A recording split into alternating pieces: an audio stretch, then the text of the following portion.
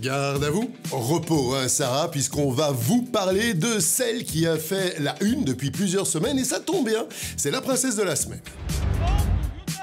La princesse Elisabeth a terminé sa phase d'initiation militaire. C'était hier et pour rappel, ils étaient 170 candidats officiers à avoir rejoint le camp d'Elsenborn et parmi eux, une recrue n'est pas passée inaperçue, la princesse Elisabeth, duchesse de Brabant, héritière du trône de Belgique. Un petit rappel historique s'impose. Depuis que la Belgique existe, eh bien, elle appliquait la loi salique jusque dans les années 90 et du coup, c'est un brin macho. Mais c'est comme ça, les femmes ne pouvaient pas prétendre au trône. Du coup, la question d'une formation militaire au féminin ne s'était jamais posée. À présent, c'est chose faite. Et l'école royale militaire nous l'a dit, nous l'a répété, il n'y a eu aucun traitement de faveur concernant la princesse Elisabeth. Levée tous les matins à 5h45, des journées costaudes avec des repères sous le terrain à la boussole, sur terrain accidenté, manipulation des armes et à l'issue de ces 4 semaines d'entraînement, l'obtention d'un béret bleu qui ouvre l'année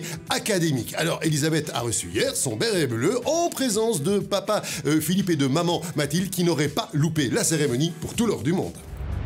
Il s'en est passé beaucoup de choses cette semaine et on en parle dans le petit journal royal. Alors, il est loin le temps où Meghan Markle se contentait de sourire sur les boîtes de biscuits ou de chocolat. Figurez-vous que la belle, aujourd'hui en Californie, vous le savez, eh bien, prend position dans les élections américaines. Elle prend position pour Joe Biden, le concurrent de Donald Trump. Donald Trump, ce n'est pas sa tasse de thé. Le problème, c'est que ça ne plaît pas à Buckingham, où vous le savez, on n'a pas l'habitude de se mêler des affaires de politique étrangère. C'est la photo qui a fait le buzz cette semaine à la une du magazine Qui. Figurez-vous qu'on a pu voir Kate Middleton, se balader dans les rues de Londres avec son fils cadet, le prince Louis, tout simplement parce qu'elle en a ras-le-bol, elle en a marre des embouteillages à Londres et elle a décidé de quitter sa voiture officielle et de continuer à pied, de faire quelques mètres comme ça au milieu des gens. Inutile de dire que cette petite balade n'est pas passée inaperçue.